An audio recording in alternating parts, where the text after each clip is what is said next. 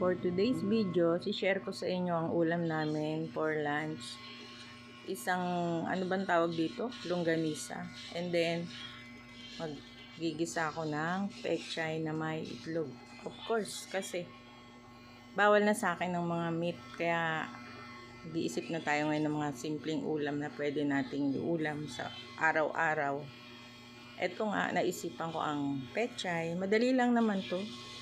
Gigisa mo lang, tapos pag kumulo na, ayan, lalagyan mo ng magic sarap at haluin. Syempre, lalagyan mo rin ng itlog para magkalasa yung pechay. 2 itlog. O diba?